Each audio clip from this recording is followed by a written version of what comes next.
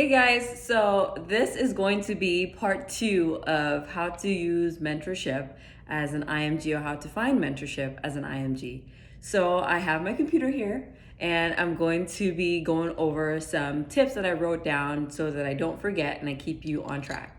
Okay, so it's snowing outside, guys. Isn't that beautiful? But anyways, let's talk about mentorship a little bit more. So mentorship is actually an easy way really to fast track your career. But it takes relationship building, and most of us have a hard time with that. Let's just be honest. And I usually like to say that there's so many physicians out there that are willing to guide you, willing to show you the ropes if you just find them, right? But it's like, how do I find them? Where do I find them? So I'll give you a few tips. There are physicians are usually part of organizations. So tip number one, I want you to be a part of an organization. Now, there are two ways to look at this. There's a professional society, which is like the American College of Physicians for Internal Medicine, American Association of Family Physicians for Family Medicine, or American College of Obstetricians and Gynecologists for OBGYNs. Or, it goes on and on and on. I have a full list of that on my IMG Roadmap calendar. Now, the reason it's important to be a part of these organizations is you are going to meet physicians there. You are going to meet physicians, especially if they have live conferences, which as the pandemic continues, I believe we're getting closer and closer to where live events may open up again. But even virtually, you can meet people there, okay? We may not have big live conferences this year, and we probably shouldn't, but there will be virtual conferences. And you can still present a poster on a virtual conference. You can still get emails of professors and attendings that you admire after attending a virtual conference. So you should leverage that as one way to know who's who in your area, okay? Now, the second thing I'll tell you, second tip, is to join the cultural organization. So for your country. So for those of you that are international, meaning that because the thing is with IMGs, there are IMGs that are US persons, meaning that they're US citizens who went to Caribbean schools or foreign schools. Now, some of you are non-US citizens that are from another country and coming here on a visa like myself. Now, you'll notice that each country, most countries have a professional organization, and they have a professional organization for physicians from that country. So for example, for Cameroonians, I'm from Cameroon. There is the Association of Cameroon Physicians in the Americas. If you go on our website, you'll find all the physicians that are members of that organization that are from Cameroon. Now, if I was looking for a mentor and I had nowhere else to go, I would go on a website like that and I'll find out who's doing family medicine in the States that I can, cold email. Cold email means you're contacting somebody who doesn't know you, okay? And there's nothing wrong with that. Your email is gonna get ignored if the person doesn't want to respond, or they may respond and tell you that they don't have any options for you. At least you know, right? But you wouldn't know if you don't try. So what I would do is I'll look up the cultural organization for my country. So there's one of these organizations for Indian physicians. I know Pakistan physicians have it. I know Nigerian physicians have it. So you can use those organizations as a way to find a mentor. I'm sure they have mentorship divisions. Like our organization has a mentorship division, or at least we're trying to build one. And so you never know who you may find by just being a member there. I actually know an IMG that I met at a conference. This was like 2 or 3 years ago, probably 3 years ago. We met at the Cameroon Physicians Conference, and she told me about her story. I invited her to come observe with me, give her a letter of recommendation, and she's completing internal medicine residency right now at Mahari. So I'm just telling you, like, you can meet people because there's so many well-meaning physicians that want to help, but you have to be where they're at, and you need to know where to find them. And you meet other people who may not be willing to help, but doesn't mean you don't try. So I've given you 2 tips already. 1 is to join the professional society for your specialty of interest. 2 is to join the cultural organization that houses the physicians from wherever you come from, right? That can allow you to know who's where so that you can either cold email or find out if they have a mentorship division. Now, the third way is social media, okay? You're watching me right now on social media. I'm watching you on social media, right?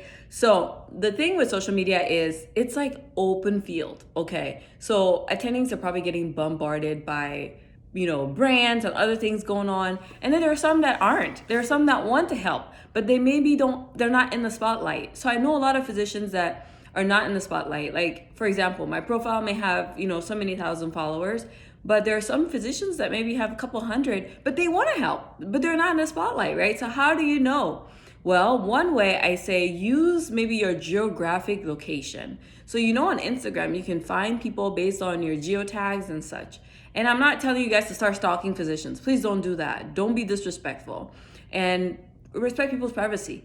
But what I'm saying is, if you are a serious individual, that's an IMG, and you are located in, for example, Ohio, and there are tons of residency programs in the state of Ohio. It's actually one of the top 10 IMG friendly states, right? We're putting that out there. Now, if you are a physician and, an IMG, and you go by geotags and you look up things like hashtag physician in the state of Ohio, or hashtag Ohio doctor, or hashtag physician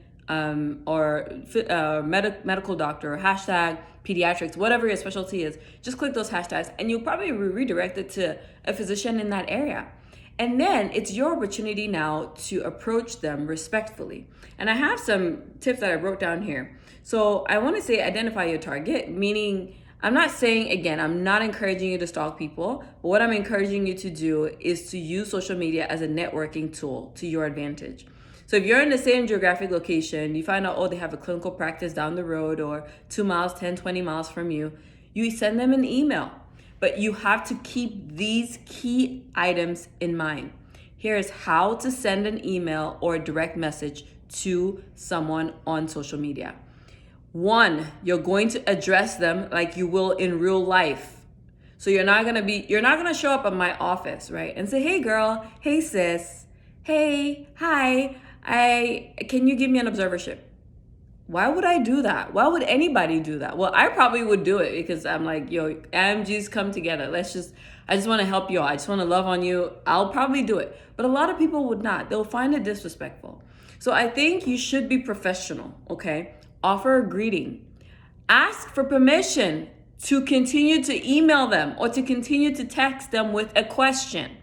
So I would start off by addressing them professionally. So, dear Dr. Loom, or good afternoon, Dr. Loom. Good morning, Dr. Loom, okay? Comma. I'll follow right after that with thank you for allowing your profile to be open so I can send you a direct message. Period. I adore or I admire your clinical practice or the fact that you own a clinic in my zip code or in my state or whatever. Whatever you admire about them, you're going to tell them that because you want to butter them up, right? Okay. And then you follow that through with, is it okay with you if I reach out with a special request for your assistance? Okay. Now they'll probably, and then you leave a question mark, okay? So that there is a question as the last thing that you send. Now, what does that do? It leaves an open-ended question. And then that attending, and then you're going to sign looking forward or sincerely or blessings or God bless you, however you address your emails, and you sign your full name. And then you hit send, okay? And then when you do that, you wait. You don't start bombarding them. I sent you a DM, I sent you a DM. No, you wait, okay? If they respond, they respond. If they don't respond, talk to the next person. All right. What you do when you do that is you open a door for communication. And then you can begin to ask them more questions. Sometimes you may not be ready for them to be a mentor to you because you don't know them. And so you may want to ask just a question. You may ask a question about, I admire how you built your practice, or I admire how you work. I love your social media. I really enjoy seeing the days in and day out of a surgeon. Would you be willing to speak with me sometime about that? Little questions. Oh, more importantly, keep it short.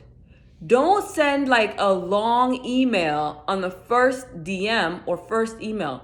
Like they're overwhelmed. They don't know you. They have a patient census to take care of. They have follow-up calls. They have kids. They have a family. They have other things that are priority to them. So make it easy for them to open the doors for you. So to recap, what have we said in this video? Mentorship is networking, okay? Unfortunately, there's not a central repository of where you can find all the mentors in the world, but there are so many memberships and organizations that offer mentorship that you can be a part of. Easy ones is the professional society of the specialty you're interested in, or the cultural organization of physicians of the country of your origin. Most easy or easiest is social media because we're all on it right now. Twitter, Facebook, Instagram, the rules are the same. Be professional, be short, be courteous, talk to them like you will in real life. You're not going to show up at a doctor's office and call them, hey sis, or hello. I get this in my DMs a lot. Hey sis, hi. Sometimes it's not even a greeting. It's like, can you do this? You can't just walk into someone's life and ask for them to give you a part of their life without being respectful. Okay? And so you want to exercise that, especially when you're cold emailing anyone. Now, you're going to keep it short and you're going to end with an open-ended question. You're going to sign your name and you're going to put a phone number or you're going to put an email at the bottom, okay? So they can contact you. They can just hit reply or they can just call your number if they want to. You may meet someone on a really good day. I'll tell you another story. When I after I became an attending, my job offered me membership at Kentucky Medical Association. It's called the KMA. And they had one day I was just sitting on an email that says, oh, we have mentors, mentor-mentee, program. You want to be a part? I was like, yeah, I signed up.